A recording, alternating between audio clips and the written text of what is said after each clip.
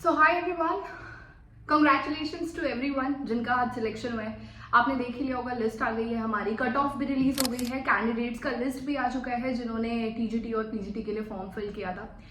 ये वीडियो उन लोगों के लिए मैंने नहीं बनाई है जिनका सिलेक्शन हुआ है। उनके लिए कंटेंट ऑब्वियसली आता रहता है जिन लोगों का सिलेक्शन हुआ है। ये वीडियो स्पेशली उस कैंडिडेट के लिए है जो मुझे अभी सुन पा रहा है, अगर आप मुझे सुन रहे हो, जिनका नाम इस लिस्ट के अंदर नहीं है। मेरे पास मैं बाहर थी और एक मैसेज आया कि मेरा सिलेक्शन नहीं हुआ, वन ऑफ आवर सब्सक्राइबर्स। तो I was like little bit shattered. मैं मतलब ऐसी ही सिचुएशन में थी और मैं बाहर आई, तो उसका कुछ इस तरीके का मैसेज था कि ma'am I prepared a lot and नहीं हुआ एंड लाइक दैट। तो मैं जहाँ भी थी मैं नहीं रह पाई and I just decided to come back home. अगर हम इस पूरे रिजल्ट की बात करें कि आपको पता है जस्ट थोड़ी देर पहले, आधा घंटा पहले ये रिजल्ट रिलीज हुआ है और काफी सारे लोग बहुत ज्यादा खुश हैं और कट ऑफ भी रिलीज की गई है। अगर आप देखेंगे रेशो जिसमें बुलाया गया है कैंडिडेट्स को और जितने कैंडिडेट्स ने फॉर्म फिल किया था वो कंपैरेटिवली है काफी लो। अब हम बात करते हैं कि क्यों आपका नाम इस लिस्ट के अंदर नहीं है, और अगर नाम नहीं है तो आगे आने वाले टाइम के लिए आपकी क्या अप्रोच हो सकती है। अब के टाइम में ना जो कंपटीशन इतना अनहांस हो रहा है उसका सबसे बड़ा रीजन मैं हमेशा मानती हूँ वो होता है हमारा under employment. And this is the only reason that I say that cut offs are increasing day by day. अगर आपने मेरी एक वीडियो देखी होगी इस चैनल पे ही स्टार्टिंग में, तो मैंने कहा था कि अब सरकारी नौकरियों के अंदर जो कट ऑफ जा रही है वो इतनी हाई इसलिए जाती है क्योंकि किसी भी पोस्ट के लिए, एक पर्टिकुलर पोस्ट के लिए हमसे ज्यादा क्वालिफाइड लोग उसको भरते हैं। हमसे ज्यादा से मतलब है कि अगर आप टीजीटी भर रहे हैं, आप पीजीटी भर रहे हैं, तो लोगों का डबल मास्टर्स भी है and some of them are preparing for SSC, some of them are preparing for UPSC, but yet they are coming into teaching. उसकी वजह से आपका कट ऑफ थोड़ा रेज होता है। कुछ हमारे पर्सनल एरर हो जाते हैं, जैसे मैं हमेशा से बात करती हूँ कि हम ओएमआर शीट को लेके बैठे और हमने जब आंसर्स फिल करे तो due to anxiety, due to tension, due to pressure, इतनी सारी चीजों की वजह से हम आता हुआ आंसर भी रॉन्ग करके आते हैं, राइट। तो जब हम रॉन्ग फिल करके आते हैं तो ऑब्वियसली आपका जो मार्क्स है वो कंपैरेटिवली लो हो जाता है। और अभी जो इतना कट थ्रॉट कॉम्पिटिशन है उसमें एक नंबर भी बहुत ज्यादा मायने रखता है। तो मैं अभी ये नहीं कह सकती आपसे कि आपका सिलेक्शन नहीं हुआ है तो आपको बहुत रोना नहीं चाहिए।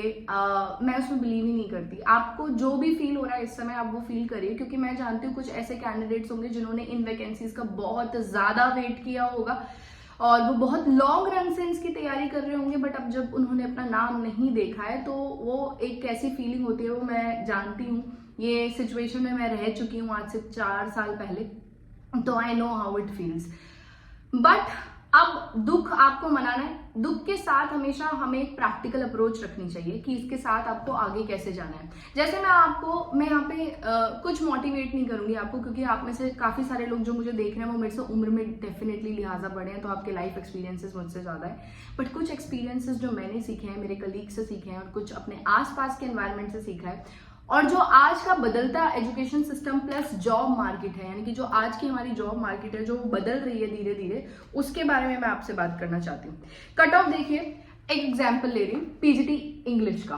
कट ऑफ है जनरल की 134, ठीक है। ये सारे पॉइंट आपको वैलिड लगेंगे। OBC 126, SC 132 and for ST we है 130। अगर आप उस कैंडिडेट्स में हैं जिनके मार्क्स 133 हैं जनरल में, अगर आप ओबीसी में से हैं आपके मार्क्स 125 हैं, तो क्या मैं बोलूं आपको कि आपने मेहनत नहीं करी थी, एक नंबर से आपका रह गया, या एक नंबर आप और लेकर आ जाते? नहीं यार, मैं यहाँ पे प्रैक्टिकलिटी की बात करूंगी। अगर आप 2 या 3 नंबर से आपका सिलेक्शन नहीं हुआ है तो आप अपने आप को ब्लेम मत करो।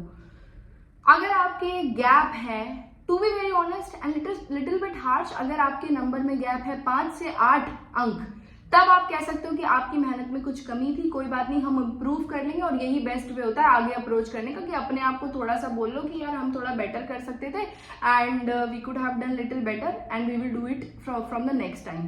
तो ये जस्टिफाइड है। बट अगर आपके 2 नंबर कम है, 1 नंबर कम है, तो क्या आपने मेहनत नहीं करी थी? मेहनत सब करते हैं यार, but it's a matter of cut off, it's a matter of seat, it's a matter of number of candidate जो भरते हैं, it's a matter of normalisation also. N number of factors होते हैं जिससे आपके 2 या 3 नंबर नहीं आते। ये जो 133 वाला कैंडिडेट है, हो सकता है उसको 2 क्वेश्चन आते हो पर वो एंजाइटी में गलत सर्कल भर के आया हो, या एंजाइटी में उसने सिलेक्ट कर दिया और फिल ही ना किया हो। There are lot of reasons, बहुत सारे रीजन होते हैं। अब ऐसी परिस्थितियों में हमें आगे कैसे अप्रोच करना है, जिनके रह गए उनके लिए भी अब यहाँ पे ना दो बहुत बड़ी बात आती है, आप मेरी बात को प्लीज़ ध्यान से सुनिएगा। जो जॉब मार्केट चेंज हो रही है मैं उसके बेसिस पे कह रही हूँ। मैं आपको ये सजेस्ट नहीं करूँगी कि आप आने वाली तैयारियों, आने वाली वैकेंसी के लिए जो जॉब बहुत ज़्यादा तैयारी करो एंड वेट करो 1 साल 1.5 साल, क्योंकि मैं खुद गवर्नमेंट सर्विसेज में हूँ, बट मैं इस चीज़ को खुद मानती हूँ यार कि ट्रांसफर से लेके वैकेंसी से लेके हर चीज़ तक जो चीज़ सरकारी है उसमें टाइम लगता है। और ये बहुत ब्लंटली मैं बोल रही हूँ। यहाँ पे काफ़ी सारे लोग शायद बोलेंगे कि मैम ऐसे बोल रही है, बट ये सच्चाई है। आप सरकार के भरोसे रहिए, बट एक प्रैक्टिकल अप्रोच में, है ना। जैसे कि अब आप सोचेंगे कि नेक्स्ट वैकेंसी कब आएगी। मैं नहीं चाहती कि आप लोग ये कमेंट करो नेक्स्ट वैकेंसी कब आएगी, आप अपने सबकॉन्शियस माइंड में रखो। बट एक चीज आप जानते हो, what's the beauty of working so hard in this vacancy. इस वैकेंसी में इतनी ज्यादा आपने मेहनत करी है, उसका आपको फायदा क्या होगा कि आपकी 99% तैयारी हो गई है उन बच्चों के लिए जिनके 8 से 9 अंक कम है। अगर आपके 8 से 9 नंबर कम है तो आप 90% रेस जीत चुके हो। You have won the 90% of the race. थोड़ी सी रेस बाकी है यार, उसको जीत लेंगे हम। बट वो ऐसे नहीं जीतने की सब कुछ छोड़ छाड़ के बस हम केंद्रीय विद्यालय की तैयारी करेंगे, नहीं। अब हमें इंटीग्रेटेड अप्रोच रखनी है, क्योंकि कुछ कैंडिडेट ऐसे भी हैं जिनके घर की फाइनेंशियल कंडीशन सही नहीं है और वो इस पेपर पे डिपेंड करते थे कि उनकी जॉब लगेगी तो वो अर्न करेंगे। कुछ ऐसे बच्चे हैं जिनकी ओवर एज होने वाली है। कुछ ऐसे कैंडिडेट होंगे जो अभी ये सोच रहे होंगे कि यार हम इतनी तैयारी करके थक चुके हैं, वी आर इन फ्रस्ट्रेशन और बहुत सारी चीजें। बट अगर आप इन सब चीजों से बिलोंग करते हो ना यार, तो सिर्फ एक छोटी सी रिक्वेस्ट है कि अब आपकी 90% तैयारी हो गई है। बट अब आपको मैं ये सजेस्ट नहीं करूंगी कि पूरी तरीके से बैठ के केवी पे डिपेंड हो जाओ। अब आपको इंटीग्रेटेड तैयारी करनी है, यानी कि पहले जब आपको 8 घंटे लगते थे एक पेपर की तैयारी करने के लिए, अब आपकी इतनी तैयारी हो चुकी है कि अब आपको वो 8 की जगह कितने घंटे यूटिलाइज करने हैं, 2 घंटे यूटिलाइज करने हैं। और वो आप किसी जॉब के साथ साथ कर सकते हैं। बहुत सारी ऐसी प्राइवेट स्कूल्स हैं, क्योंकि आप टीचर हो जो कि गवर्नमेंट स्केल में देते हैं। मैं ये सिर्फ इसीलिए कह रही हूँ क्योंकि job market has changed, the kind of competition that is coming is also changing, the approach of the government is also changing. तो यहाँ पे अगर मैं आपको झोंक दूं ना कि नहीं तैयारी करो तैयारी करो, बट फिर से बोल रही हूँ इंटीग्रेटेड अप्रोच रख के करो। और आज का जो जमाना है ना, दिस इज 2023, वो यही है। बिकॉज जिनकी फाइनेंशियल कंडीशन काफी ज्यादा खराब है, जिनको जरूरत है, जिनको लगता है, और अगर आपकी फाइनेंशियल कंडीशन खराब नहीं भी है बाय गॉड्स ग्रेस, तो आपको तभी भी ज्वाइन कर लेना चाहिए एक स्कूल। बहुत ओपनली मैं बोल रही हूँ, क्योंकि आप स्कूल आओगे 3 या 4 बजे, 90% आपकी तैयारी हो चुकी है। इसी तैयारी को आप इंटीग्रेटेड कर सकते हो। नेक्स्ट आपकी DSSB की वैकेंसी आ रही है, आप उसको अप्रोच कर सकते हो।